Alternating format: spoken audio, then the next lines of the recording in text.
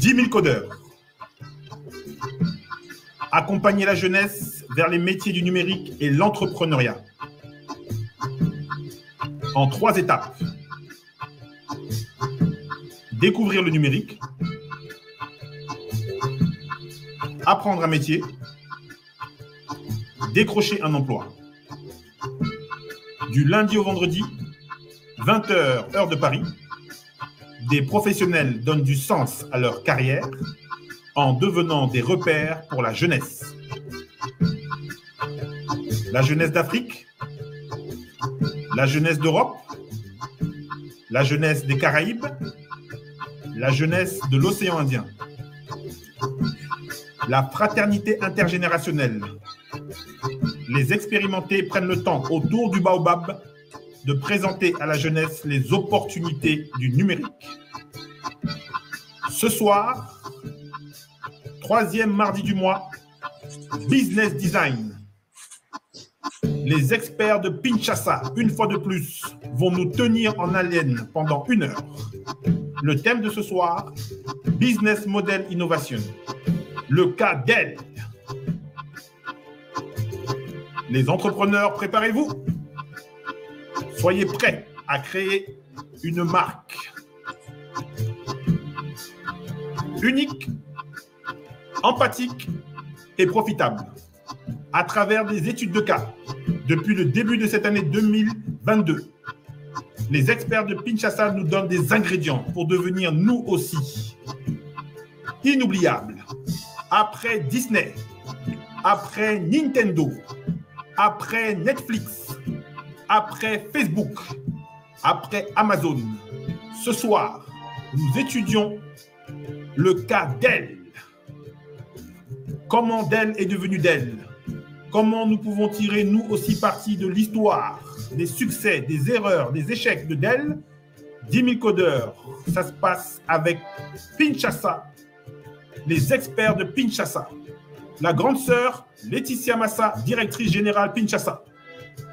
S'il vous plaît, également avec nous, le grand frère Maxime Dereux, directeur administratif et financier de Pinchasa. 10 000 codeurs, l'Afrique poumon de l'industrie mondiale du numérique. Ah, Corinne, quand elle passe, tous les types du quartier se retournent. Jeune entrepreneuse, as de la mode, reine du tissu artisanal. Oh oui, elle sent la réussite et pourtant, ça n'a pas toujours été aussi simple pour elle. Tu peux pas tout arrêter comme ça, non. C'est pas une bonne idée, ça. Si, j'arrête tout. J'arrête mon taf à la banque et je vais créer ma marque de vêtements. Non, mais je vais aller conquérir l'Afrique. Si, je te jure, j'ai plein d'idées. Je vais remettre au goût du jour les tissus africains. Je vais faire des t-shirts, des vestes, des sapes originales. Mais oui, j'en ai marre de faire un job qui me plaît pas. Je vais faire un truc qui me plaît. Tu comprends? Oh, tu vas où? Je vais poser ma démission et je vais me mettre à créer.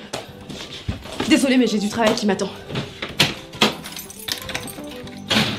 C'est ça que j'aime bien chez elle. Quand elle dit quelque chose, elle le fait. 2 jours plus tard, elle est venue me voir et...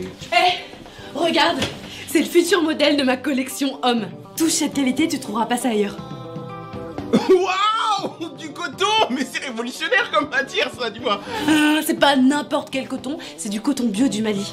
Du coton bio du Mali, et t'as fait ça toute seule? Bah ouais, mais t'as encore rien vu, j'ai plein d'idées. Il faut juste que je les vende en boutique. Non, va pas dans les boutiques, crée ton site plutôt, hein, et vends directement tes produits via ton site, parce qu'en boutique, t'auras jamais de place, ça c'est sûr.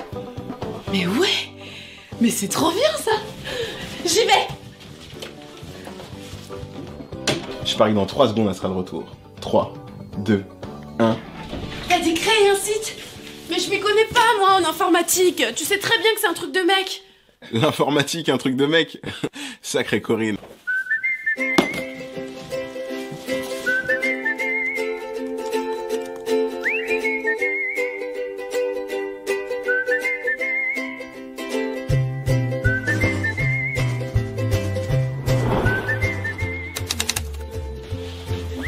Bah, tu viens d'où? C'est mon dernier jour de cours. Les choses sérieuses peuvent enfin commencer. Ah, tu veux dire que tu vas enfin pouvoir commencer à développer ton projet de vente en ligne? Non, mais ça, je l'ai déjà développé pendant les cours de travaux pratiques encadrés par les formateurs. Tu as en face de toi la créatrice de la première application de gestion de garde-robe personnelle. Oh. Et le site alors? Tu parles d'application, mais le site marchand, t'as oublié? Non mais t'es totalement has-been, mon pauvre ami. Tu devrais t'intéresser un peu plus aux nouvelles technologies. Hein. Tu saurais que le potentiel du téléphone mobile est inégalé en Afrique. Excusez-moi du peu. Je vais pas lui en vouloir.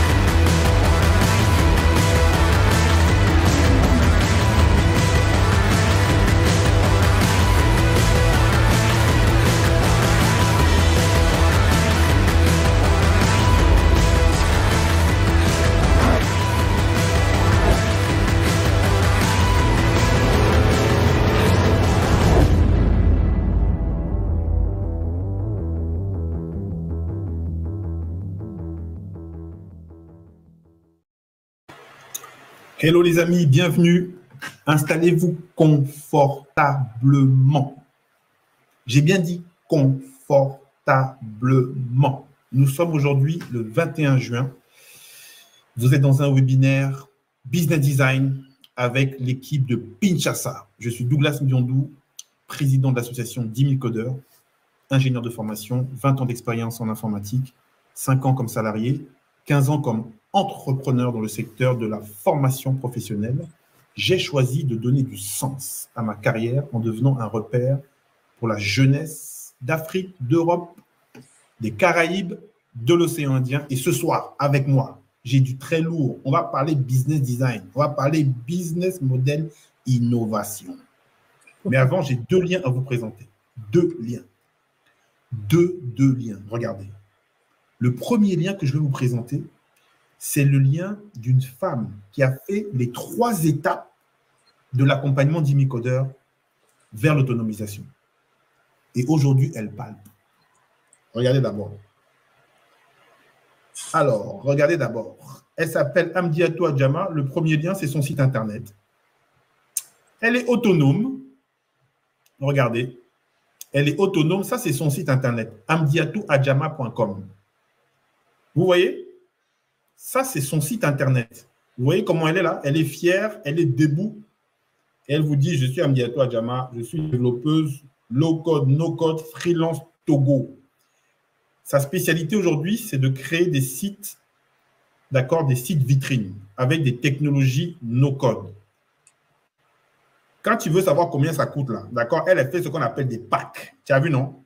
Elle fait des packs. À partir de 100 000 francs CFA, 150 €, elle peut travailler sur la visibilité d'une marque, d'une structure sur Internet. Ça, c'était le premier lien que je voulais vous montrer. Et vous voyez, en haut à gauche, là, il y a son logo. AH. Tu as vu, non? AH. HA. Amdiatou Adjama. La question que je vais me poser, la prochaine étape pour nous, c'est comment faire pour que le AH, là, ça entre dans ta tête Et puis quand même, dans 10 ans, tu dis, ah, Amdiatou Adjama. Ah, vraiment. Unique, empathique et profitable. Ça, c'est le premier lien que je voulais te donner. Mais en tout cas, vous voyez, avec Jimmy Coder, on peut déjà la mener. Elle a fait le 1, elle a fait le 2, elle a fait le 3. 100 000 francs CFA. Elle peut faire ça peut-être 3, 4 par mois. Ça fait 400 000 francs qu'elle peut faire par mois. Elle est au Togo, assise, au calme. L'argent vient seulement. Ça vient du Canada, ça vient du Togo, ça vient de France. Elle est tranquille. On ne va pas lui dire qu'elle pose des problèmes d'immigration aux gens. Non, non, non, non, non, non, elle est calmement dans son endroit là-bas à Lomé. Ça, c'était le premier lien.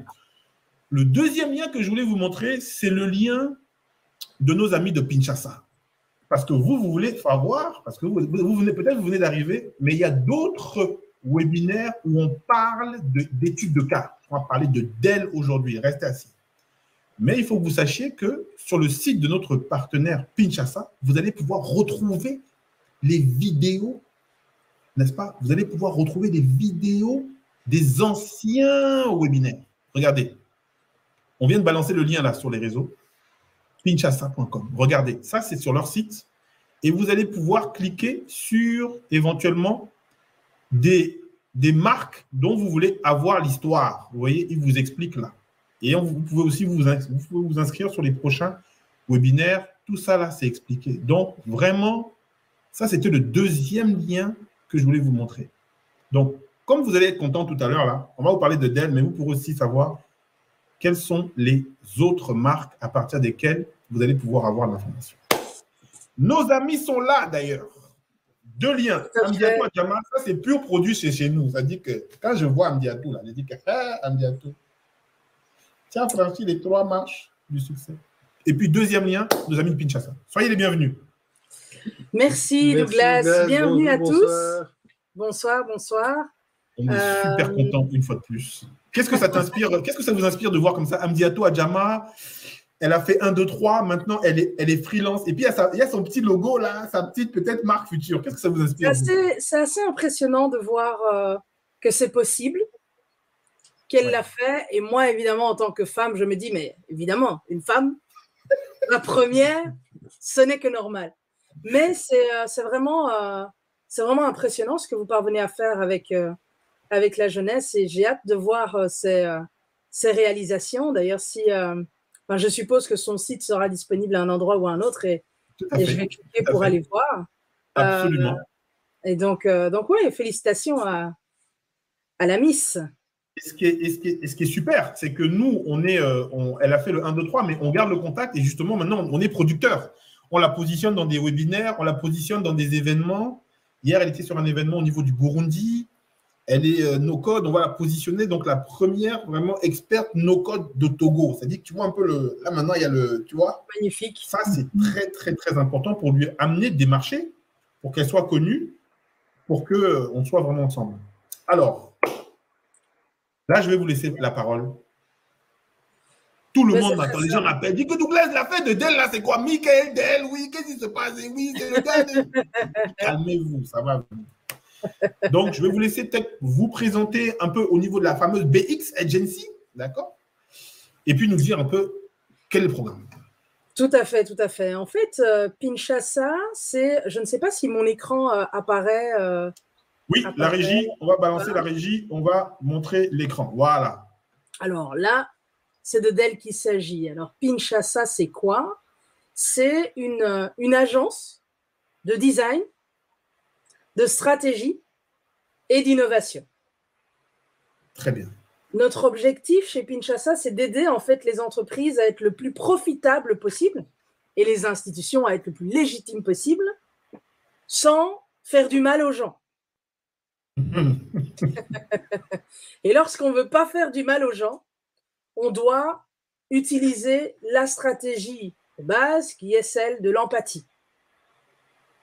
Alors, pour utiliser cette stratégie, nous, on a développé tout un framework pour aider les marques à se focaliser sur les éléments qui vont faire qu'elles vont exceller et qu'elles vont être le plus profitables possible, pour parler des entreprises, puisque c'est quand même leur objectif.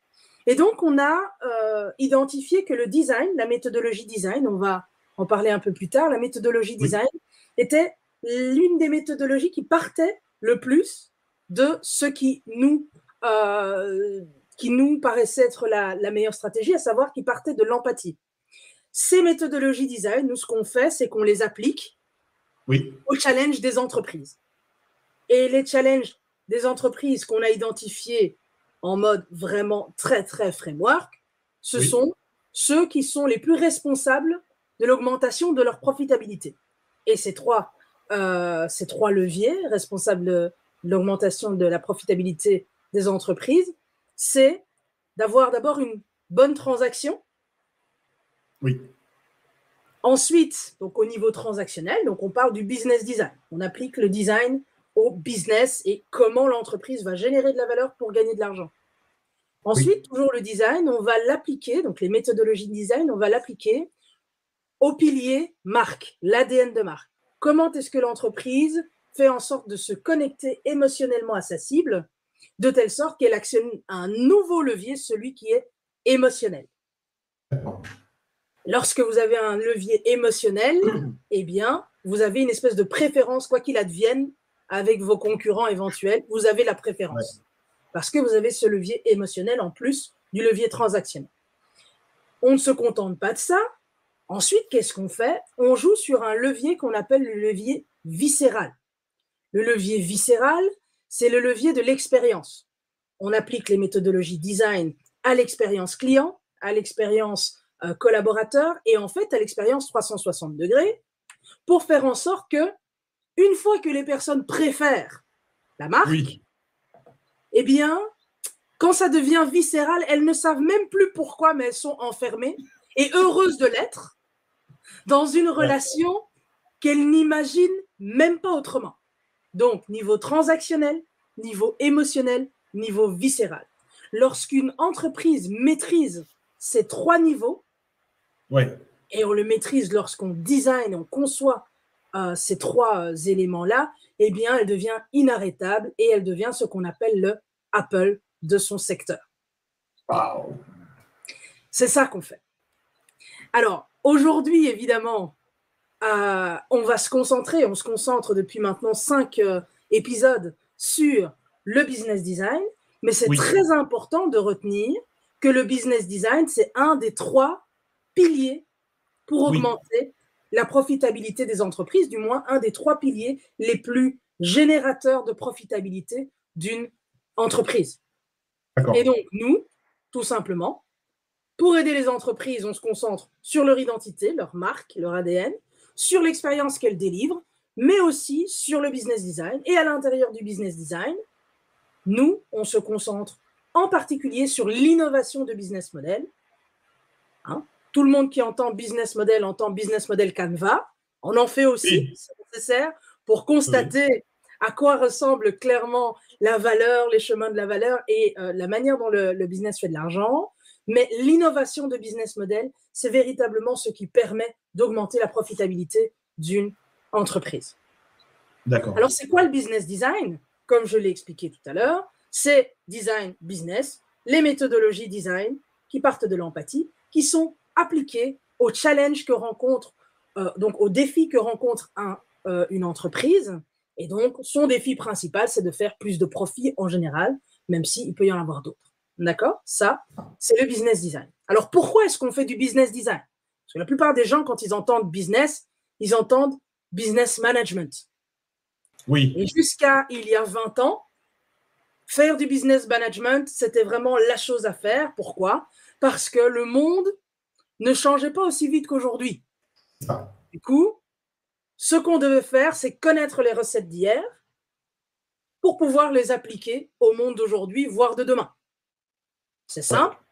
Il y avait un environnement qui était connu, des recettes d'hier qui étaient connues, les recettes de Papa Kotler en marketing, les recettes de je ne sais plus qui, mais en tout cas, elles étaient toutes connues. Et surtout, une personne savait que si elle avait étudié les recettes d'hier de business management, eh bien, elle allait pouvoir appliquer les choses qui ont les mêmes conséquences que celles qu'elles ont eues hier. La réalité, c'est que le monde d'aujourd'hui va à une vitesse incroyable.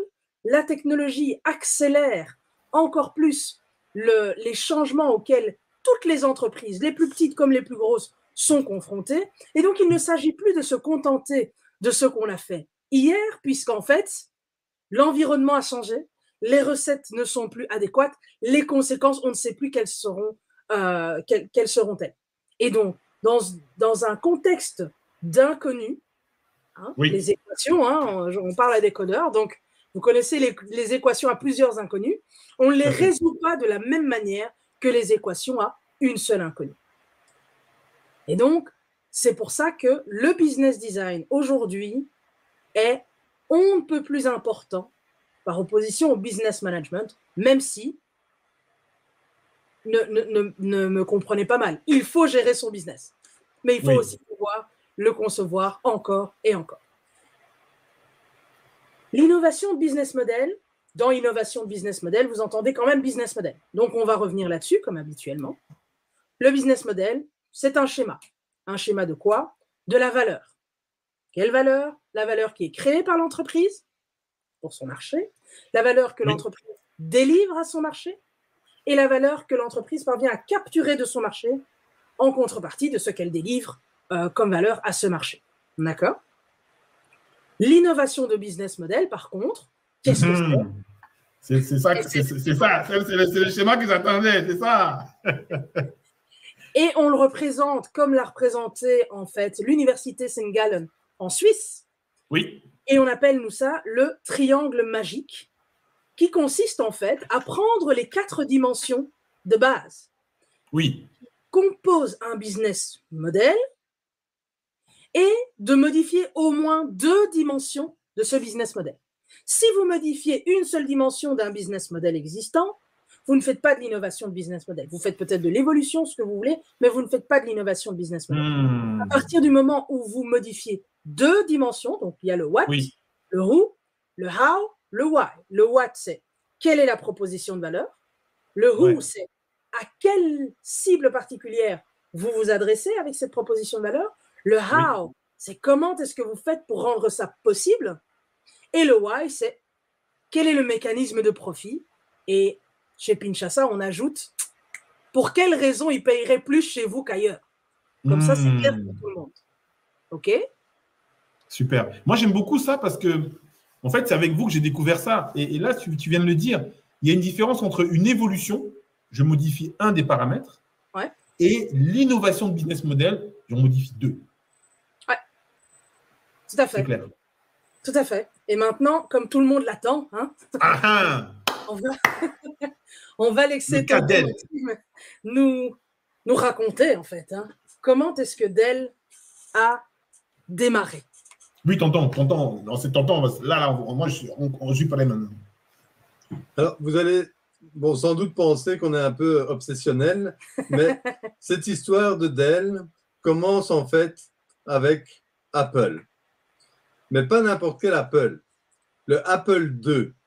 Le Apple II, comme son nom l'indique, est le deuxième ordinateur que Apple a sorti en 1977. Donc, 1977, ça fait longtemps. Je le sais, c'est quand je suis né. Donc, et pourquoi on commence avec ça? Mais parce qu'à 14 ans, le petit Michael Dell, qui était déjà très intéressé par tout ce nouveau monde d'informatique, a réussi à convaincre ses parents de lui payer un Apple II. Et qu'est-ce qu'il a fait dès qu'il l'a reçu? Il l'a démonté. Il l'a ouvert pour voir ce qu'il y avait dedans et comment ça fonctionnait. Ensuite, il s'est acheté des bouquins pour comprendre chaque composant qui était dedans. Et donc, tout seul, comme ça, il a pu se former à c'est quoi un ordinateur, qu'est-ce qu'il y a dedans. Alors, évidemment, à l'époque, c'était plus facile. C'était des tours, même si Apple avait déjà un design un peu différent des autres. Mais c'était des tours et tous les composants étaient clairement indiqués. Donc, on pouvait voir le nom dessus, on savait trouver facilement à quoi ça sert, etc. Et donc, ça a été le début de l'aventure.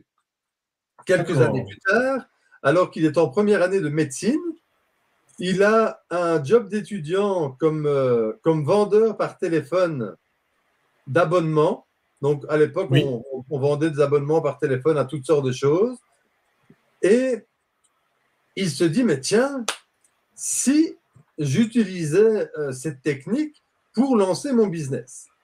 Et donc, en première année de médecine, depuis sa chambre, il commence à démarcher par téléphone des gens pour leur vendre des ordinateurs qu'il allait ensuite assembler.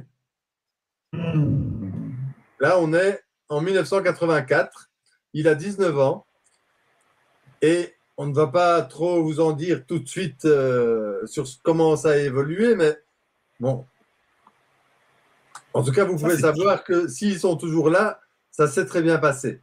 Mais les détails arrivent. Il lance donc sa société. Alors,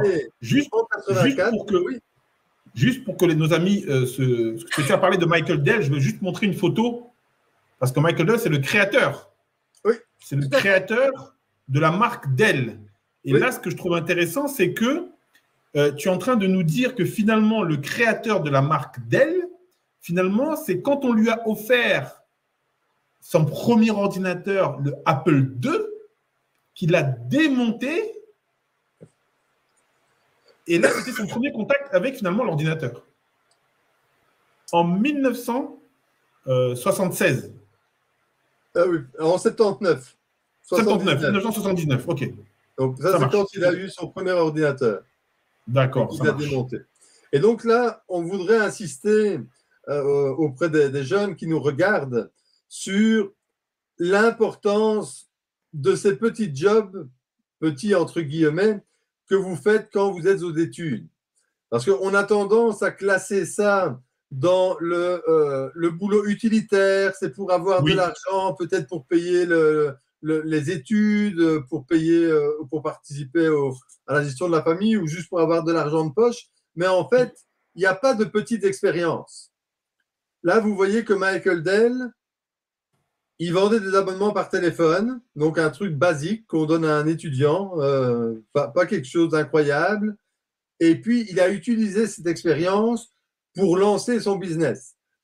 Et on va y venir très rapidement, mais il n'a pas seulement lancé son business, il a révolutionné l'industrie du PC. Ça c'est ce qu'il a fait. Alors, comment il a fait? D'abord, évidemment, pour montrer la révolution, il faut vous expliquer un peu comment ça fonctionnait. Donc, à l'époque, donc il a lancé sa société en 1984 et on va vous parler aujourd'hui de 5 innovations de business model de Dell. Et ce qui est important à savoir ici, c'est que ces innovations de business model, il les a faites dès le départ. Nous, on va évidemment comparer l'industrie et ce que Dell a fait au lieu de ce qui était fait dans l'industrie, plutôt que de faire ce qu'on a fait jusqu'à présent, à savoir comparer un précédent business model de l'entreprise avec celui d'après et à ce qu'elle y a ajouté. Il faut vraiment vous mettre en tête que la majorité des business models des innovations de business model dont on va vous parler sont des innovations sectorielles. Et donc, comme tonton Maxime l'a dit il y a un instant, lorsqu'il dit que Dell a révolutionné l'industrie, c'est parce que ces innovations de business model sont celles qui sont arrivées massivement dès le départ, toutes ensemble, alors qu'il n'avait que 19 ans. Waouh! Max?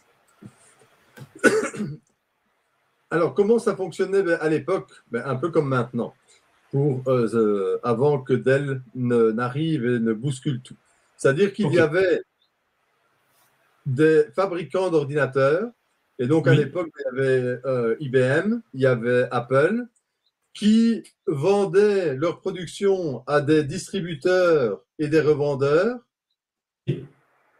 et qui donc géraient la fabrication, la marque, on va dire, mais qui déléguaient totalement toute la distribution. Ce n'était pas leur business de distribuer. Alors, l'intérêt de tout ça, c'est que les intermédiaires, donc les distributeurs et les revendeurs, ils pouvaient prendre une marge là-dessus. Oui. Pour les fabricants, c'est qu'ils ne devaient pas gérer la logistique de distribution jusqu'à l'utilisateur final. D'accord. Alors, qu'a fait notre petit Michael du haut de ses 19 ans? Donc, on vous l'a déjà dit, il a commencé à les démarcher par téléphone. Et donc, lui, n'y avait pas d'intermédiaire.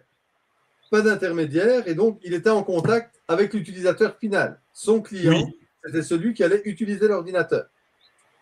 Et donc, cette vente directe, l'avantage, c'est que c'est moins cher pour cet utilisateur final et que le fabricant a une marge plus élevée que s'il doit la laisser à un distributeur qui va après la laisser à des revendeurs. Et tous ces intermédiaires sont supprimés et donc du coup, il peut tirer plus d'argent de ces ordinateurs tout en les vendant moins cher et en commençant déjà à collecter de l'information sur ce dont ses clients ont besoin. À titre de comparaison, en 1985, donc ça ne fait qu'un an qu'il a lancé son affaire, il lance son Turbo PC qui coûtait 795 $, là où l'Apple en coûtait 2500. Donc il est 3 fois moins cher pour du matériel de qualité tout aussi correcte. Alors, une chose qu'il faut savoir, et vous le savez peut-être si vous nous suivez depuis un petit temps, c'est que lorsque vous parlez à vos clients en permanence, comme Maxime l'a indiqué, vous obtenez des infos de première main et en particulier des informations que vos concurrents n'auront a priori jamais, ou en tout cas pas aussi rapidement, pas aussi facilement et pas aussi peu cher. On vous parle de design, on vous parle d'empathie, mais qui dit empathie dit recherche utilisateur. Et Dell, comme vous pouvez le voir déjà dans cette logique de premier business model, sans nécessairement s'en rendre compte, il était déjà dans une logique d'obtenir des informations auprès d'utilisateurs, qu'ils soient potentiels ou réels, de ses produits et services. Ça, au niveau design, pour les plus intéressés, retenez-le absolument. Une autre chose qu'il y a à retenir de cela, c'est qu'il est extrêmement important de commencer là où vous vous trouvez avec ce que vous avez. Dell n'avait pas nécessairement les moyens, sauf si je me trompe Maxime, en tant qu'étudiant dans sa chambre d'UNIF, d'avoir tout ce que ses concurrents avaient pour distribuer ses produits. Et donc, il a juste pris un téléphone et il a fait ce qu'il pouvait avec ce qu'il avait. Tout à fait. Et maintenant, on va arriver à, comme l'a dit Laetitia, on ne sait pas ce qu'il avait comme moyen pour lancer son entreprise. Alors, nous, évidemment, on a fait notre petite recherche, on sait avec quoi il a commencé. Mais sa deuxième innovation, c'est ce qui lui a permis de commencer avec très peu de moyens.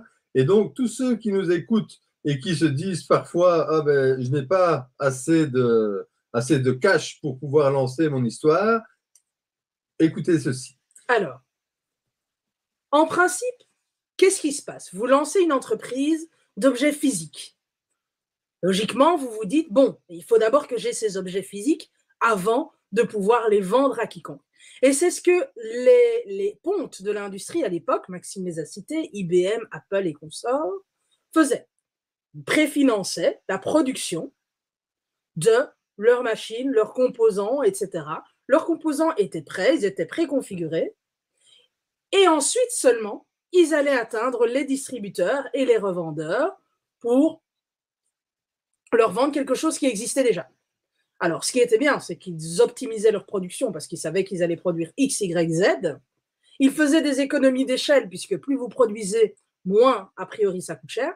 Et a priori, à l'exception d'Apple, le prix était abordable. Et évidemment, quand on préfinance des produits, eh bien, on est sûr que dès qu'une personne veut les acheter, ils sont disponibles. Ça, c'est comme ça que fonctionnait l'industrie des ordinateurs, on va dire, à l'époque. D'accord? Donc, le préfinancement. Ce que Michael Dell a fait, Maxime, et je te laisse peut-être expliquer les origines d'abord. Non, je crois qu'il est préférable de d'abord expliquer ce qu'il a fait. Alors, je t'en prie, explique d'abord ce qu'il a fait. Donc, qu'est-ce qu'il a fait, Michael Dell? C'est très simple. Il n'avait pas beaucoup de sous, et donc, il a fait préfinancer les ordinateurs de ses clients par ses clients. C'est-à-dire qu'il n'avait pas de stock. Vous voulez un ordinateur, enfin, Michael Dell vous contacte. Voilà, je vends des ordinateurs que je fais sur mesure selon vos besoins. De quoi vous avez besoin? Ah, ben, je voudrais ça, ça, ça. OK, ça fera 1000 $. Ben, écoutez, dès que vous avez payé, on peut s'en occuper, on vous le compose. Et donc, le client paye. Avec cet argent, Michael Dell file au magasin, acheter tous les composants dont il a besoin pour assembler le PC de son client et lui livre finalement un ordinateur qui a été entièrement financé par le client. Michael Dell reste alors avec la marge qu'il s'était calculée dans son prix de vente. Ce qu'on a donc comme innovation, ben, c'est que d'abord, il ne vend plus à des revendeurs et des distributeurs, mais à des utilisateurs qui ont un besoin spécifique et qui en fait ne trouvent pas dans les ordinateurs qu'on trouve en magasin une configuration qui correspond à ses besoins. Parce qu'évidemment, s'ils trouvaient l'alternative, ces utilisateurs, ces clients n'allaient peut-être pas prendre le risque de payer à l'avance quelque chose qu'ils n'ont pas encore, évidemment. Ça change aussi le watt, qui sont non plus des ordinateurs préconfigurés et préassemblés, mais des ordinateurs personnalisés. Le how, c'est que, comme je l'ai expliqué, ben, le financement de la production est fait par le client et les avantages de tout cela, la valeur, le pourquoi de tout cela, c'est que ben, Michael Dell n'a pas de stock, il n'a pas fabriqué 10 ordinateurs et puis se demander, mon Dieu, comment je vais les vendre. Il n'a pas de risque non plus que ces ordinateurs fabriqués à l'avance soient tout à coup démodés parce qu'un concurrent sort un modèle plus évolué qui rend obsolète tout le stock qui était immobilisé. Et pour le client, évidemment, l'avantage, c'est qu'il a un ordinateur qui a été conçu selon ses besoins et qui donc va répondre beaucoup plus facilement à ce dont il a besoin, aux objectifs qu'il avait en recherchant son ordinateur. Et donc ça nous amène à un autre enseignement important pour cela, c'est que le meilleur investisseur de votre boîte, c'est pas forcément un business angel, mais c'est votre client.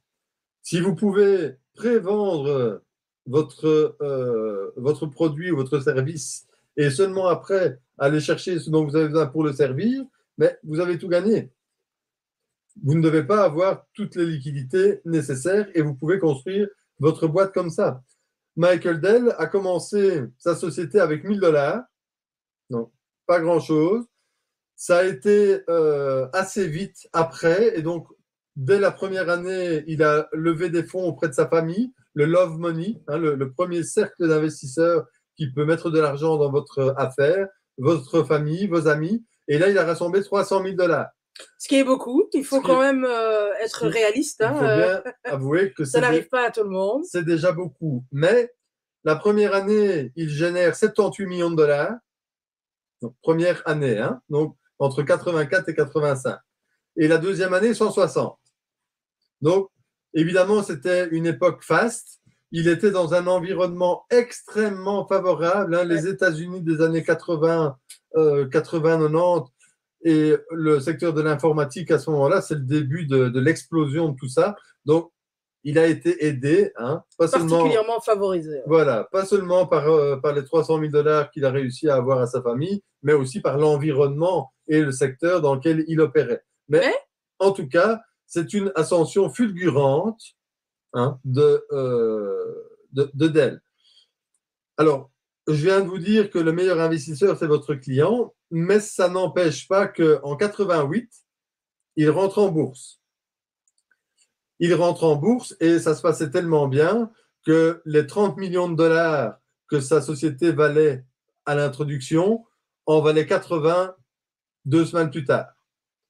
C'est cet argent qui lui a permis de commencer à penser vraiment grand et de partir à la conquête du monde des ordinateurs. Alors, le business model suivant. Alors, le business model suivant. Là, c'est un business model qui nous tient particulièrement à cœur chez Pinchasa et on va vous expliquer pourquoi. Mais avant, d'abord, comment ça se passait chez les autres, hein, vu que, comme on vous l'a dit, Dell a renversé la table du marché de l'ordinateur. Ce que faisaient les autres, on vous l'a dit, c'est qu'ils produisaient en masse des ordinateurs préconfigurés et les laissaient distribuer par des distributeurs et revendeurs, donc dans des magasins, dans des supermarchés, etc. L'avantage pour les clients, c'est qu'ils allaient au magasin, ils sortaient tout de suite avec un ordinateur. L'avantage pour les fabricants, c'est qu'ils pouvaient faire des économies d'échelle en produisant en masse les mêmes ordinateurs. Michael Dell, comme on vous l'a dit, il a contacté les gens pour savoir ce dont ils avaient besoin pour créer l'ordinateur qui leur convenait. Alors, progressivement, évidemment, ce n'était pas tout ce qui était possible. Pour chaque composant, il y avait quelques options. Vous avez besoin d'une carte graphique, il y a 3 options de carte graphique. Vous voulez telle puissance de processeur, on a ça, ça et ça. Vous voulez tel type de stockage, telle quantité de stockage. Tout ça sont des éléments qui sont configurables. Alors, toutes ces options mises ensemble font qu'à la fin, il y a une multitude d'ordinateurs possibles, de configurations d'ordinateurs possibles. Et donc, ici, ce business model qui s'appelle From Push to Pull. Alors, le push, c'est quand un fabricant, une entreprise, crée un produit et puis l'amène au client et essaye de convaincre les clients de l'acheter. Le pull part du besoin du client pour créer pour lui ou créer avec lui une solution qui répond à son besoin. La difficulté, c'est que votre chaîne de production doit être inversée. Dans une chaîne classique, push, vous achetez les pièces dont vous avez besoin, on vous les livre, vous produisez, vous avez un stock de pièces à vendre et vous les distribuez. En tout cas, vous essayez de les écouler. Vous essayez. Et si vous ne parvenez pas à les écouler, elles vous restent sur les bras. Ici, on a on part du besoin du client et c'est une fois que le besoin du client a été identifié qu'on peut dire à la production on a besoin de ça et que la production va revenir en arrière pour demander au fournisseur j'ai besoin de telle pièce. Ça permet évidemment de ne pas avoir des inventaires énormes et j'en ai parlé juste avant. Si vous achetez 1 million de puces pour faire 1 million d'ordinateurs, mais qu'il se passe quelque chose, vous n'en faites que 500 000 et puis qu'après ces 500 000, les puces que vous avez achetées sont obsolètes, là vous avez perdu 500 000 puces. En partant de la demande du client ou du marché, vous limitez ces problèmes-là en réduisant l'inventaire, aussi bien des pièces pour fabriquer que des pièces fabriquées avant. Alors, quand tu disais que, Maxime, oui, que c'est une méthodologie qui est chère à Pinchasa, c'est pour quelle raison? Eh bien, parce qu'évidemment, elle part de l'utilisateur. Or, on vous le dit et le répète depuis 1 an et demi, je pense. Oui. L'empathie. L'empathie est la clé du succès. L'empathie rend les utilisateurs heureux parce qu'ils ont face à eux des solutions qui leur conviennent, qui leur correspondent, et ils voient qu'on a fait l'effort de s'atteler à la résolution de leurs problèmes. Alors, d'où est venu ce système? Et là, c'est assez intéressant pour ceux qui voudront creuser, parce que, bon, évidemment, on n'a pas le temps de tout vous raconter, mais en fait, c'est Toyota qui a commencé. Si tonton, il faut nous dire, nous on veut savoir, il faut nous dire, pardon, il faut nous dire. Et donc, c'est Toyota qui a initié ce système-là de production. À ce moment-là, ce n'était pas encore totalement ce que les clients demandaient, mais c'était plutôt réapprovisionner ce qui manque.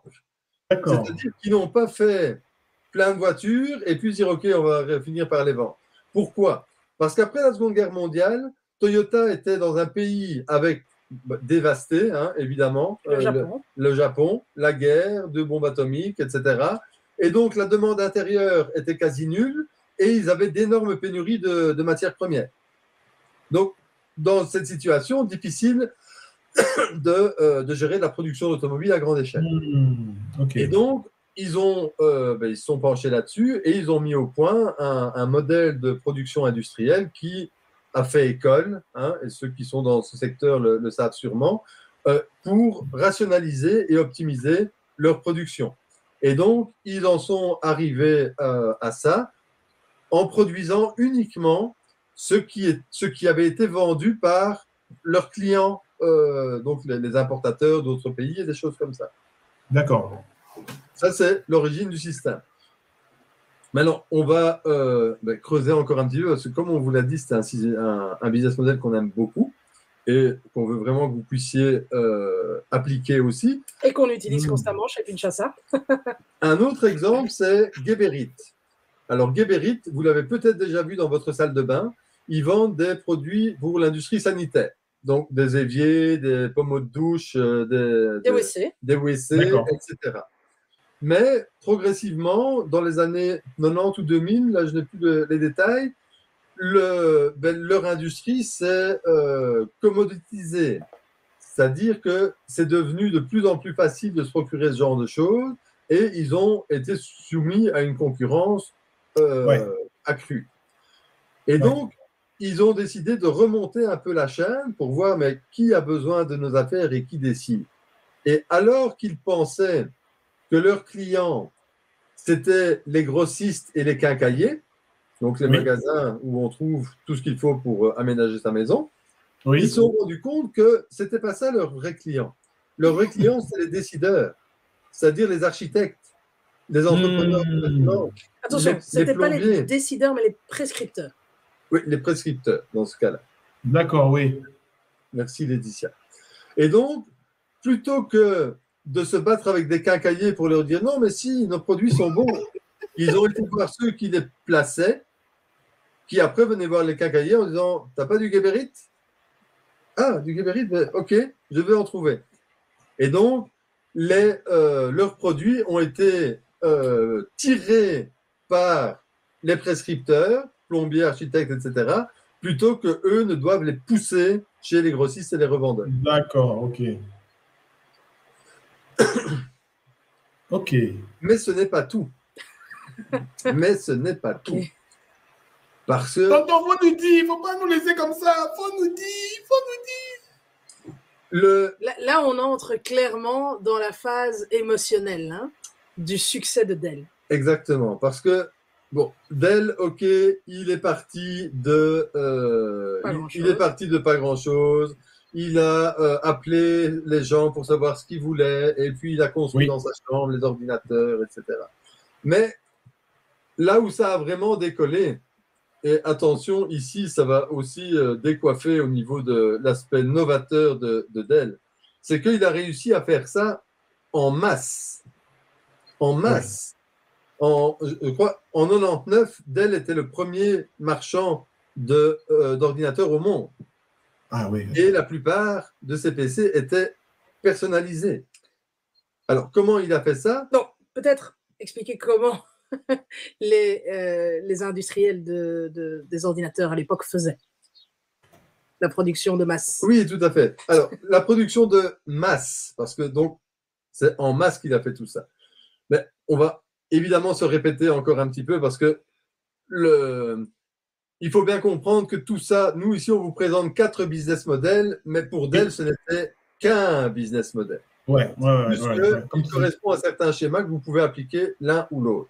Donc, pour clarifier tout ça, c'est séparé. Mais pour Dell, c'est la même chose. Et donc, l'industrie, c'était des ordinateurs préconfigurés, vendus par les fabricants à des distributeurs et des revendeurs, et produits en masse. On fait des millions d'ordinateurs les mains. Et puis, on les distribue à des gens. Pas beaucoup de gens. Genre, un importateur par pays va s'occuper de distribuer dans le pays. Ce n'est pas à chaque entreprise de chaque pays qu'il faut vendre. Et donc, c'est produit en masse et la distribution est gérée par d'autres. Les avantages, on l'a déjà dit, le client trouve son ordinateur directement en magasin et ça fait des économies d'échelle pour le producteur. Ce qu'a fait Dell, c'est permettre de faire ça en masse. Et donc, personnalisation en masse. Il a mis en place des process qui lui permettaient de faire ça. Et dès 1996, il était sur Internet. En 1996, les clients de Dell configurer leur PC sur le site de Dell Oui. en 96. Et c'est, je pense, la même année qu'il générait $1 million de chiffre d'affaires par jour sur son site. Donc, pour vous dire à quelle vitesse tout cela a été. Alors, tout ça a été rendu possible, en fait, par la production assistée par ordinateur. Parce que vous imaginez bien que par téléphone, avec des petites fiches, c'est compliqué d'en faire des millions et des millions, même si Oui. ils ont réussi à aller déjà très loin. Et c'est comme ça que Dell est devenue une des premières entreprises au monde. Alors, avant ça, Michael Dell a été le plus jeune PDG dont l'entreprise est rentrée dans le classement du magazine Fortune, les 500 entreprises les plus en vue de l'époque. Et ça, c'est donc ce qui a fait le succès de Dell, de pouvoir faire de la customisation de masse. Une autre industrie qui utilise ce principe, c'est l'industrie automobile. L'industrie automobile a plein de modèles, mais sur chaque modèle, vous pouvez mettre de l'airco ou pas, des vitres électriques ou pas, etc. Toutes ces options. Ces options qui font qu'il y a plein de voitures avec un seul modèle, mais déclinées avec plein de versions différentes. Des options, oui, tout à fait. Alors, jusqu'ici, on vous a parlé de tout ce qui s'est bien passé. Oui. Mais, vous vous en doutez, il a aussi eu des petites histoires. Il a aussi eu des passages à vide et il a aussi eu des moments où il a testé d'autres choses. Et donc, en 1993, il se dit, bon, je vais quand même tester la grande distribution. D'accord. Et donc, c'est plus vraiment pour tester. Et là, on va revenir dessus après. C'était plus pour tester que pour implémenter une stratégie qu'ils avaient vraiment creusée, etc. Ce n'était pas une direction qu'ils voulaient donner, ils voulaient tester. Et donc, c'est dit, OK, on rentre on va mettre des PC chez Walmart. Oui. Eh bien, ça a duré 1 an. Pourquoi? Pourtant, Walmart, c'est ils sont connus, ils sont partout. Exactement. Mais ils sont proches des gens. Exactement. Mais en fait, ce qu'il a gagné en chiffre d'affaires, il l'a perdu en rentabilité. Souvenez-vous ici que l'objectif d'une entreprise, c'est de faire du profit, hein, pas juste d'accumuler les chiffres d'affaires. Hein. Donc, face à la situation que Maxime a décrite, il s'est vite rendu compte qu'en fait, ce n'était pas une si bonne idée que ça. Parce que si vos marges diminuent, alors que être en grande distribution, c'est très exigeant, si vos marges diminuent, eh bien, ça signifie que c'est peut-être pas une si bonne idée que ça. D'accord. Parce qu'il y a un intermédiaire. Il y a un intermédiaire, donc sa marge diminue. Exactement. Et surtout, peut-être que, là, je m'avance peut-être un petit peu, depuis le début, Maxime indique que ce sont des utilisateurs qui ont des besoins spécifiques, qui trouvaient un intérêt à commander par eux-mêmes, pièce après pièce. Walmart, par définition, c'est un supermarché. Pour un type de personne beaucoup plus large, mais peut-être moins adéquat et moins spécifique. On n'est plus dans la niche, mais la cible extrêmement large. Et donc, la combinaison des deux, diminution des marges, mais pas nécessairement augmentation significative du nombre de personnes qui achètent via ce canal, a peut-être présenté beaucoup moins d'intérêt pour la marque. Et en fait, surtout, si vous allez dans la grande distribution, comme je suppose vous le savez, mais sinon on le redit, la grande distribution, elle casse les prix. Le but de la grande distribution, c'est d'être le moins cher. Le moins cher pour pouvoir vendre, mais du coup, la pression est mise sur les fournisseurs de la grande distribution. Tout à fait. Donc, il faut vendre à des prix écrasés. Et ça, ce n'est possible que si toute votre structure de coûts est appropriée pour ça. Si vous voulez aller dans la grande distribution, il faut que vos coûts soient au plus bas et que vous puissiez faire le plus possible avec le moins de coûts possible pour quand même avoir une petite marge. À moins de. Évidemment, Dell avait un système tout autre. vu qu'il vendait des produits spécifiques à une niche. Et donc, toute sa structure de coût était faite en fonction de ça, et donc n'était pas compatible. Une exception à cette règle, c'est encore une fois, Oui. c'est Apple. Parce que Dell, c'est une marque qui a beaucoup plu à sa niche, mais ce n'est pas une marque particulièrement glamour. Oui, Donc, il n'y a l'émotion. pas la logique, voilà, il n'y a pas la logique de statut. Par contre, Apple a créé tout un univers où, même si au départ, c'était une petite niche de personnes très fortunées qui achetaient un Apple, petit à petit, le Apple est devenu une preuve de statut social. Si vous voyez quelqu'un avec un iPhone, tout de suite, il a l'air d'avoir plus de sous que s'il a un Itel. Hein, tout à fait. Voilà. Et donc, à partir du moment où il y a une marque extrêmement forte, une connexion émotionnelle extrêmement importante et cette logique de statut, Apple, qu'est-ce qu'ils ont pu faire? Ils ont pu avoir leur Apple Store à l'intérieur de certains magasins de grande distribution et donc ça n'a pas diminué de manière aussi phénoménale leur marge en comparaison de la règle en général dans ce genre de circonstances. Et j'ai l'impression qu'on doit accélérer, Maxime. Est-ce qu'on peut accélérer? On y est presque. On y est presque. Alors, pour la petite histoire, donc comme j'ai dit, en 96, ils sont sur Internet. Très rapidement, ils vendent pour des millions par jour. En 99, Dell devient le premier vendeur de PC au monde. Il est passé devant Compaq à l'époque. Et en 2004, Michael Dell, les milliards en poche, se dit c'est bon, j'ai fait mon temps, je me retire de Dell. Oui. À une période qui n'était vraiment pas facile, parce que c'est l'arrivée des Asus, des Lenovo, des Acer, toutes ces marques venues d'Asie qui vendaient des ordinateurs de moins en moins chers et qui ont vraiment rendu la vie difficile aux géants américains.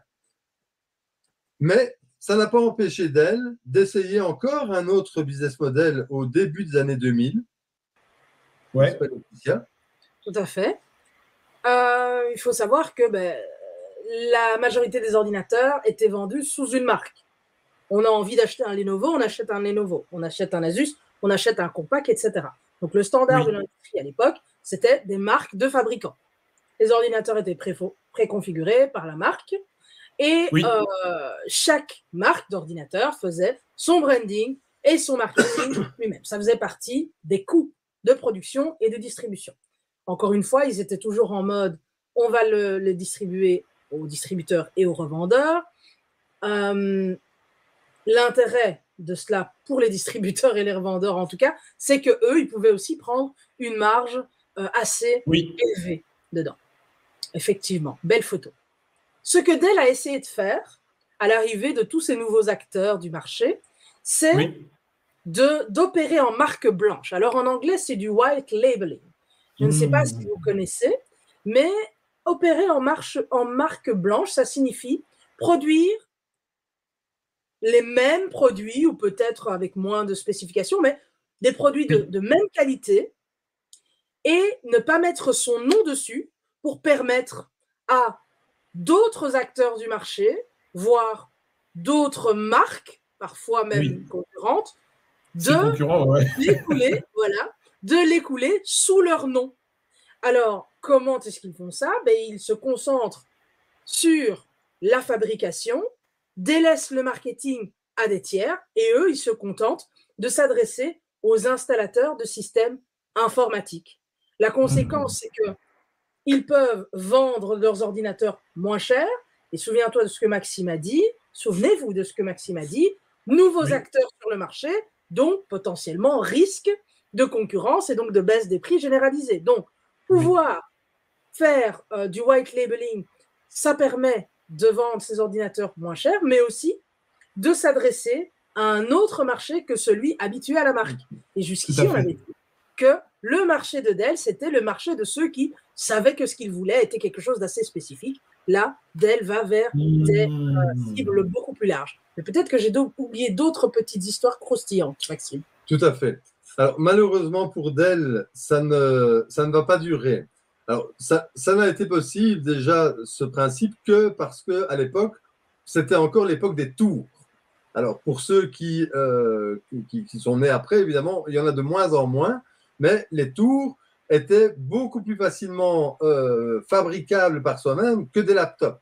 Pourquoi? Oui. Parce que dans un laptop, tout est tellement coincé dans un petit espace que chaque pièce a parfois été faite uniquement pour le laptop.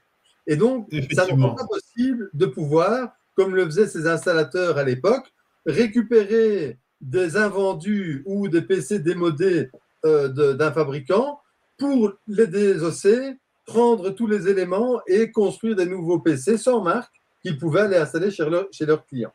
L'arrivée du laptop a vraiment mis ça à mal, évidemment, parce que tous ces installateurs de PC et fabricants de tours ont disparu progressivement.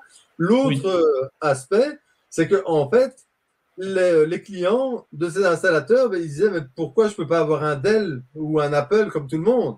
Pourquoi tu me donnes un produit blanc là dont je ne sais rien et qui ne me rassure pas? Et donc, chez les clients, il y avait cette inquiétude. Et puis finalement, chez Dell, ils se sont dit aussi, oui, mais bon, si ça marche, en fait, on va vendre moins de nos PC Dell.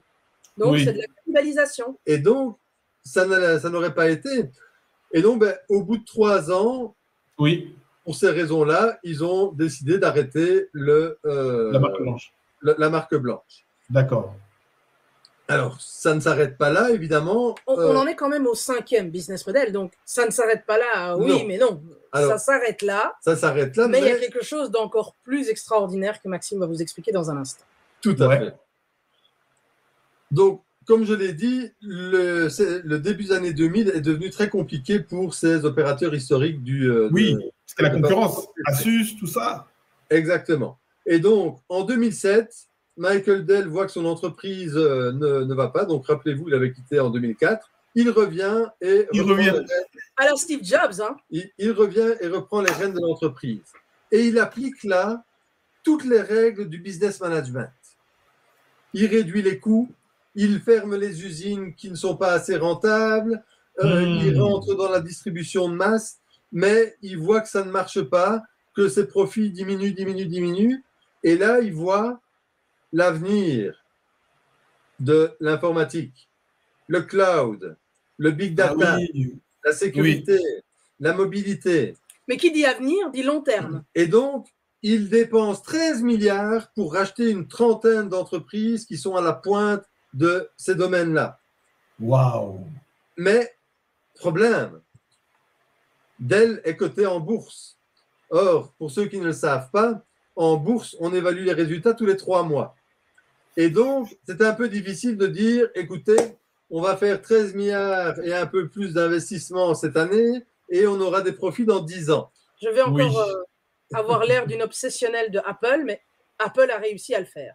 Apple ne distribuait pas de dividendes avant très longtemps. Juste une petite parenthèse. Mais pour ça, il faut avoir tous les actionnaires à bord dans la même direction. Ce que n'avait pas Michael Dell. Du coup, qu'est-ce qu'il a fait? Eh bien, il a racheté toutes les parts qu'il n'avait plus.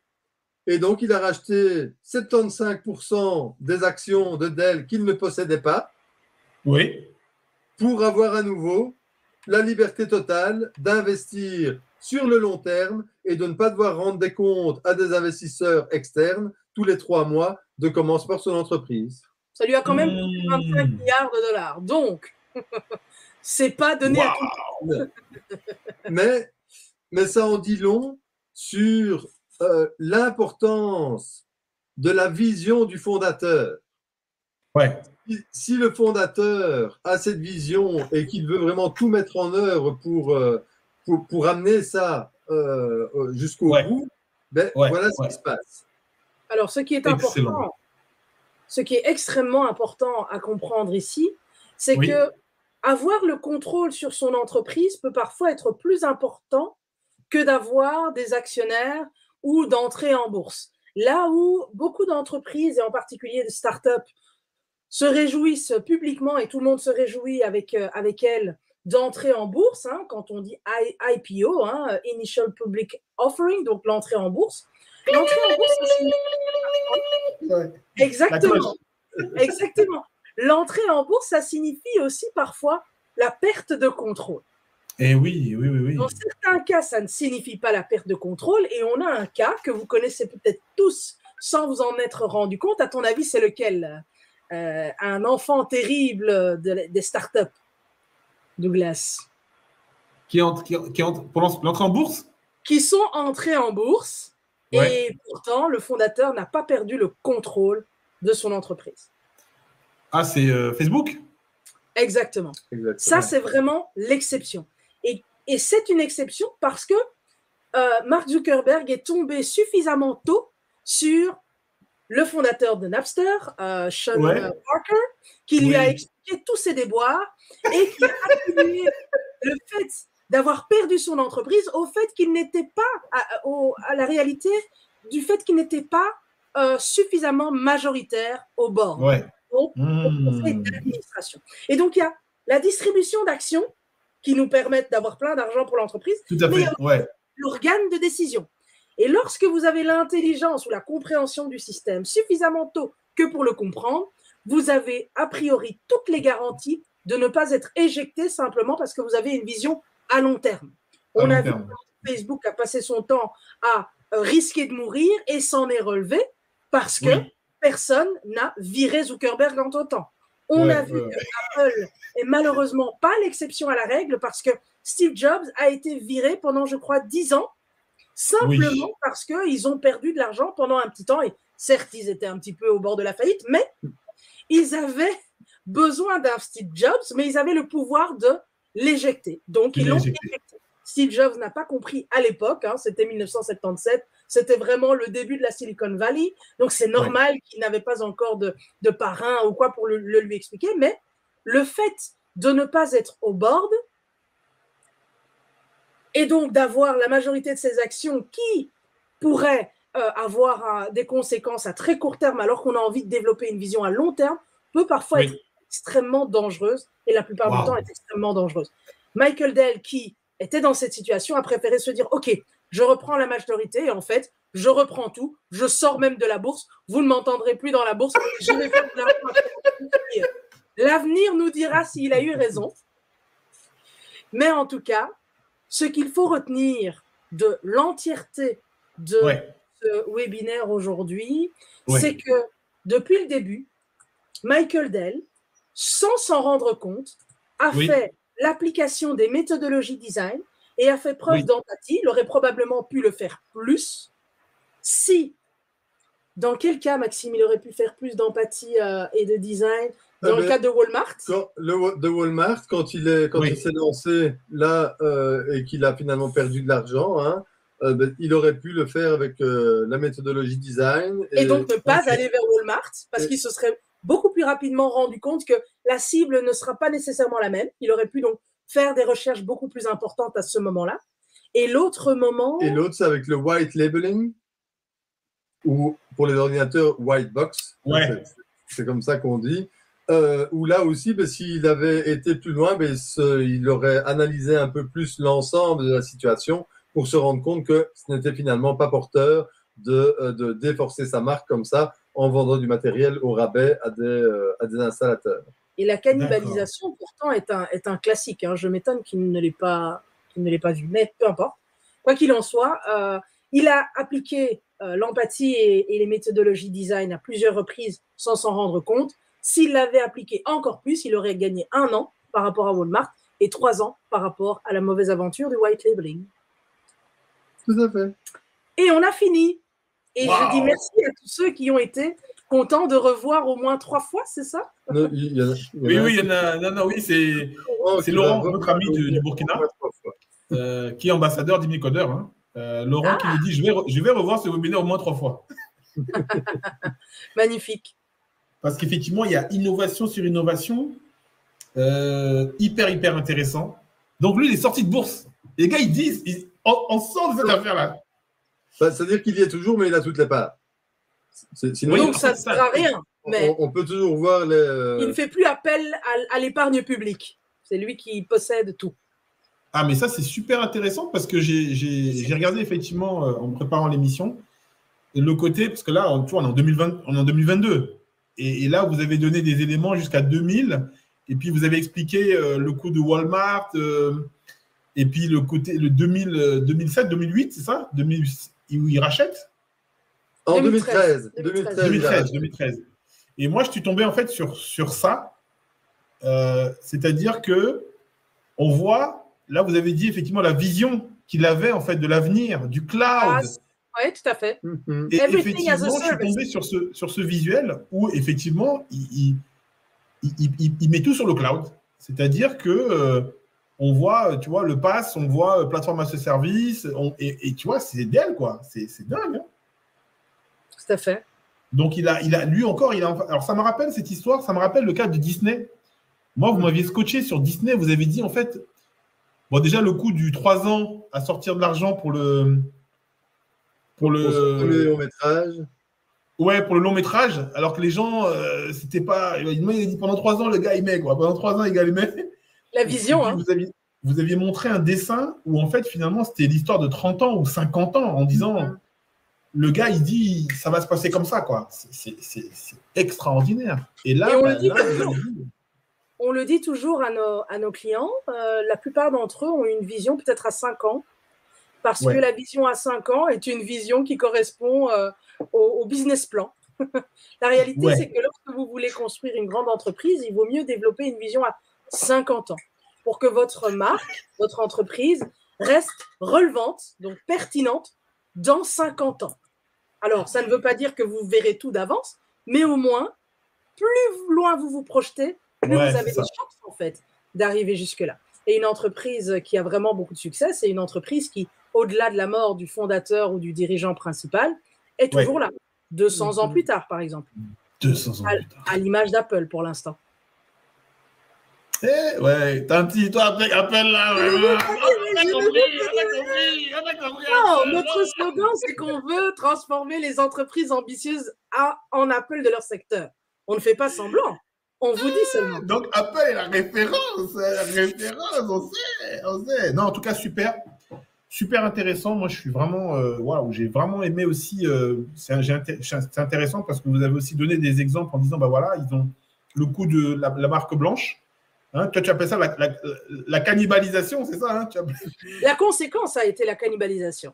Ouais, la cannibalisation. Et puis, il y avait cette idée de Walmart. Je suis tombé là-dessus aussi, hein, une petite dédicace. Justement, une publicité où justement Walmart fait une pub en disant que chez nous, vous allez pouvoir trouver, c'est la fête des pères, vous allez pouvoir trouver chez nous un ordinateur Dell, quoi, finalement. Ouais. Et en fait, non, parce que là, vous avez expliqué aussi que par rapport à la cible de Dell, ça ne rentre pas, en fait. Par rapport à leur cible, ça ne rentre pas. Donc, il faut qu'ils sortent de là. Et ils sont sortis de là. C'est super intéressant. Tu remarqueras que je fais encore une petite parenthèse, que Apple, ce sont les magasins qui doivent postuler pour pouvoir avoir un Apple chez eux. Hein. C'est pas l'inverse, quoi. Il faut être accrédité, quoi. C'est pas la même chose. Ah ouais, c'est ça, en fait. Donc, ils viennent te voir, ils viennent voir comment tu es, tu vas nous mettre où, comment tu vas nous exposer. Ouais, ah ouais. Le corner, comme à la FNAC, il y a un corner. Le corner, ouais. Il y a un corner Apple. Exactement. Donc, c'est pas de dire, non, nous, on a de la place, il faut amener. Non, attends, on voit qui tu es, explique-nous. C'est dingue. C'est ça. Très bien. Bon, en tout cas, je vous remercie. Le mot de la fin. Next. Le mot de la fin, mais on va se répéter, hein, mais testez et partez de vos utilisateurs dans l'autre sens, en fait. Partez de vos utilisateurs et testez.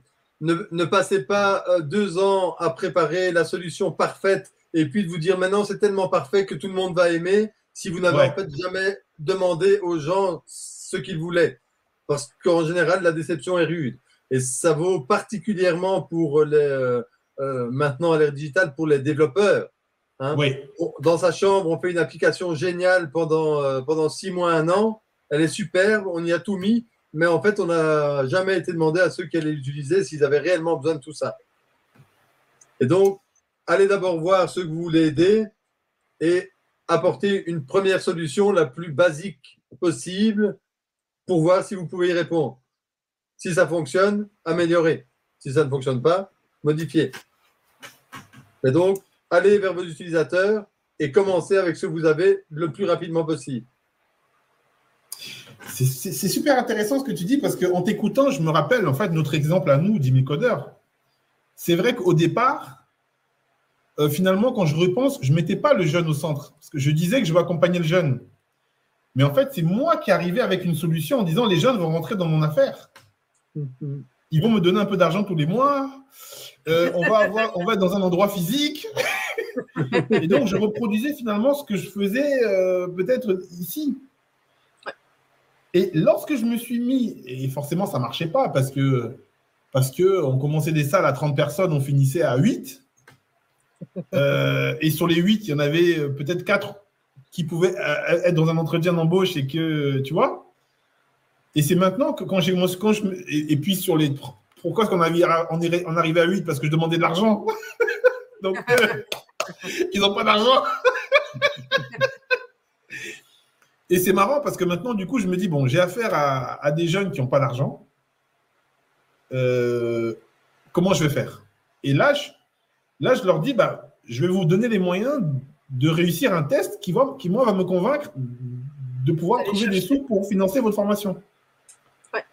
Le passeport numérique, etc. Donc, en entendant ton conseil, là, oui, bah, ouais, en fait, partez, testez, après vous ajoutez, et puis là, c'est pareil, on teste, puis là, maintenant, on ajoute. Aujourd'hui, il y a eu un expert en anglais, on a trouvé une structure qui va, parce qu'elle a vu ce qu'on fait, parce qu'elle a vu le potentiel, eh ben, elle va donner des cours aux jeunes, tu vois, et donc on agrandit l'offre. Merci pour ce retour, Maxime et la grande sœur Laetitia.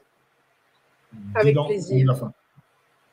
Oui, moi, toi aussi, tu dois en donner. Hein. J'espérais que la fin était vraiment le mot de la fin. Alors moi, ce que j'ajouterais à Maxime, hein, et c'est ce que j'ai appris après avoir planté ma toute première start-up, il a plus de 10 ans. Vendez d'abord, faites ensuite. Ah oui. Vendez d'abord, faites ensuite. Et ça, il n'y a rien à faire. Il faut vendre d'abord et faire ensuite. Le meilleur test utilisateur, c'est des gens qui vous donnent de l'argent. Après, il faut délivrer, hein, et délivrer plus que ce que vous avez promis. Ça, c'est clair, c'est une règle de base. Mais vendez d'abord, faites ensuite. Et ne soyez pas impressionnés par les métriques de vanité. Je suis en supermarché. Je suis en bourse. Posez-vous les vraies questions. Ce qui importe pour une entreprise, c'est la profitabilité. Pas simplement le chiffre d'affaires, même si c'est un bon début d'avoir un chiffre d'affaires, évidemment. Super. Waouh. Là aussi, petite anecdote, j'ai eu l'occasion de surprendre la grande sœur Laetitia dans un échange client. Et donc la grande sœur a proposé un prix. Et il fallait d'abord que le client paye. Et quand le client a fait comprendre qu'il ne pouvait pas payer, le faciès de la grande sœur a changé. C'est-à-dire que, effectivement, il faut d'abord vendre, en fait. Et ça, c'est marrant ce que tu dis, parce que je vois l'exemple avec, tu sais, avec Dell. Finalement, c'est ça, en fait. C'est une innovation. Ils disent, bon, vous voulez quoi? Vous voulez tel disque dur, telle carte graphique? D'accord, ça coûte tant. Payez. Et ils payent. Et avec l'argent, il va acheter les trucs. Non, c'est fort. Non, mais c'est fort, c'est fort. Et c'est marrant parce que du coup, moi, je sais qu'en termes d'affaires, c'est vrai qu'au départ, moi aussi, tu vois, tu faisais les trucs un peu crédit où tu mets au charbon, les gens te payent plus tard longtemps. Et en fait, non, si les gens sont convaincus, c'est le coût de la compte, en fait, tu sais, c'est la compte. Tout à fait. La compte, tu payes une partie tout de suite. Tout à fait. Et puis après, mais eux, ils font payer quasiment, ou tu payes au moins le mois, en fait, c'était ça, hein? Oui. Ou la totalité, je pense. Tout à fait. Et en fait, il y a une autre manière d'appliquer ce modèle-là, c'est en négociant des termes, des délais de paiement plus longs avec vos fournisseurs qu'avec vos clients. C'est ce que font les... Par exemple, Amazon. Carrefour aussi. Oui. Amazon paye, je pense, si je me souviens bien, à 2 mois. Mais comme ils ont une rotation d'inventaire très rapide, en fait, ils conservent l'argent qu'ils devraient normalement donner à leurs fournisseurs pendant Oui. 28 jours en moyenne. Ok. Alors, vous voyez les sommes qu'Amazon génère, Ah, 28 jours avec des millions et des millions et des millions sur votre compte, ça fait des petits. Mais ça, Et c'est- ça vous permet de financer toutes sortes de choses parce qu'en fait, votre trésorerie est toujours en positif. Effectivement. Et ce que je trouve intéressant aussi avec ce que vous dites là, c'est que du coup, ça donne confiance en son produit. C'est-à-dire qu'il y a cette idée de dire, je pense aussi pour les jeunes qui nous écoutent, et les moins jeunes d'ailleurs, c'est de dire que finalement, vous connaissez la valeur de votre produit, donc vous savez que le client va s'y retrouver, donc il faut qu'il paye. Tout à fait. C'est Tout à fait. intéressant ça. Et je ne vais pas le dire d'avance, mais lors du prochain webinaire, on vous expliquera un petit peu le schéma à utiliser et les questions à vous poser à répétition pour savoir si il vaut mieux continuer ou arrêter le produit en fonction de ce que le marché vous dit. Ok, en fonction des retours. Ouais. Ok, super. Il y a Alors un les schéma- amis, on a pris un peu plus de temps que d'habitude, Ouais. mais bon, c'est Tout à vraiment fait. très très intéressant. Moi, je suis vraiment très content. Les amis, n'oubliez pas, si vous voulez voir d'autres exemples de cas d'usage, d'études de cas, comment les grands ont fait, comment ils ont échoué, comment ils ont réussi, comment ils se sont positionnés, comment ils ont pu analyser ce qui se passait avant, comment ils ont pu s'adapter au changement, parce que c'est ça, je retiens ça, le changement. Le changement, c'est la règle aujourd'hui. Tout change. Tout va très vite. Donc, on ne peut plus faire, comme l'a dit les experts de Pinchasa, on ne peut plus faire en fait du business management, ou dans certains secteurs en tout cas. On doit pouvoir faire du business model innovation. Merci pour ce nouveau shoot. Merci à nos experts de Pinchasa. Quant à nous, on se dit à la prochaine. Salutations. Merci. Ma Ciao. grande sœur. Ciao. Merci de grand frère. Bye bye. Merci Bye. la régie. Bye bye. À dans un mois. Ah, Corinne. Quand elle passe, tous les types du quartier se retournent. Jeune entrepreneuse, as de la mode, reine du tissu artisanal. Oh oui, elle sent la réussite et pourtant, ça n'a pas toujours été aussi simple pour elle. Tu peux pas tout arrêter comme ça, non. C'est pas une bonne idée, ça. Si j'arrête tout, j'arrête mon taf à la banque et je vais créer ma marque de vêtements. Non mais je vais aller conquérir l'Afrique. Si je te jure, j'ai plein d'idées. Je vais remettre au goût du jour les tissus africains. Je vais faire des t-shirts, des vestes, des sapes originales. Mais oui, j'en ai marre de faire un job qui me plaît pas. Je vais faire un truc qui me plaît. Tu comprends? Oh, tu vas où? Je vais poser ma démission et je vais me mettre à créer. Désolée mais j'ai du travail qui m'attend. C'est ça que j'aime bien chez elle. Quand elle dit quelque chose, elle le fait. 2 jours plus tard, elle est venue me voir et... Hé, regarde, c'est le futur modèle de ma collection homme. Touche cette qualité, tu trouveras pas ça ailleurs. Waouh! Du coton! Mais c'est révolutionnaire comme matière, ça, dis-moi! C'est pas n'importe quel coton, c'est du coton bio du Mali. Du coton bio du Mali, et t'as fait ça toute seule? Bah ouais, mais t'as encore rien vu, j'ai plein d'idées. Il faut juste que je les vende en boutique. Non, va pas dans les boutiques, crée ton site plutôt, hein, et vends directement tes produits via ton site, parce qu'en boutique, t'auras jamais de place, ça c'est sûr. Mais ouais, mais c'est trop bien ça. J'y vais. Je parie que dans 3 secondes, elle sera de retour. 3, 2, 1... T'as dit créer un site? Mais je m'y connais pas moi en informatique. Tu sais très bien que c'est un truc de mec. L'informatique, un truc de mec. Sacrée Corinne.